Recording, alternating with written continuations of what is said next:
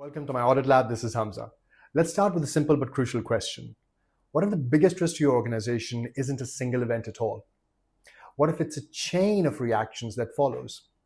That's the quiet, underestimated challenge of risk interdependence. In today's high-velocity, interconnected business environment, risks rarely travel alone.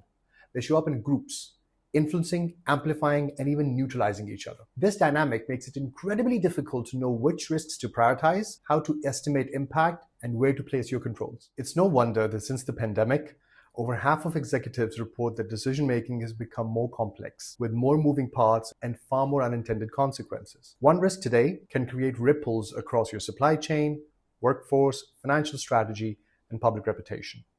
And yet, despite all of this, most organizations still don't formally assess how their risks are connected. So today we're digging into how risk professionals can decode this hidden network of risk interdependencies by using smart, practical methods that are already being deployed by top organizations. Understanding the interdependencies between risks means going beyond the list or a static risk heat map. You need to simulate how they behave together. That's what scenario thinking enables. By engaging subject matter experts in interviews, workshops, or tabletop exercises, organizations can explore what would happen if one risk triggered another, and then another. You're not just predicting the next crisis, you're building a roadmap of consequences. Vodafone uses this approach in its principal risk and viability reporting. It interviews a network of risk liaisons to imagine severe scenarios. They together analyze how the consequences of one risk can act as the driver of another. This gives them a forward-looking view into how risks might cascade and helps them prepare for those worst-case chain reactions. Some risks matter not just because they're likely or severe, but because they sit on the critical path. Think of the critical path as the longest and most dangerous domino trail in your risk landscape. It's the path with the maximum cumulative impact.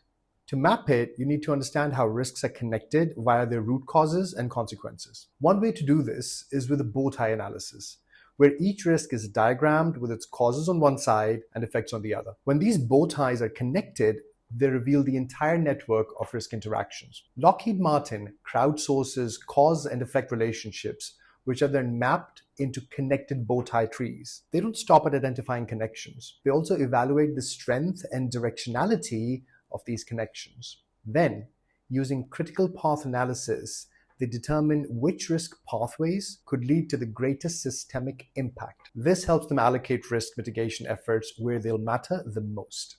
Some root causes show up repeatedly. The risk magnifiers, pressure points in your risk ecosystem. These are factors that don't just cause one risk, but increase the likelihood or impact of several. For example, key personnel dependence. Identifying these patterns helps you target your mitigation strategies more precisely without wasting resources. That's what the ERM team at Statoil does when they're identifying root causes that function as risk magnifiers. For example, poorly trained staff was a magnifier behind both oil production volatility and project overruns. So by zeroing in on that shared root cause, they were able to invest in upskilling and reduce risk exposure across two critical domains. Finally, you can't manage what people can't understand. Visual maps transform comprehension far greater than presenting a paragraph about interconnected risks. Risk visualizations such as interdependency diagrams, bullseye models, or nested maps make complexity digestible. Executives just don't want information, they want clarity. Suncor uses simple yet effective mapping to show how functional risks impacting a particular principal risk may also impact other principal risks by using cross-referencing numbers. For example, if cybersecurity event could also trigger regulatory or environmental issues, the visual will show the connection through numbers. This helps the board see not only which risks are critical, but how they actually travel across the business. Don't let risks stay in their silos. Risk interdependencies aren't a niche concern. They're central to how modern organizations experience uncertainty. Failing to account for them can mean incomplete mitigation plans, misleading prioritizations, and costly surprises. But the good news is you can do so from upgrading your existing tools. As organizations grow more digitized, more globalized, and interdependent, ERM must evolve from scorekeeper to system analyst. And it starts by recognizing that in risk, as in life, the connections matter just as much as the components. Stay sharp and keep on auditing.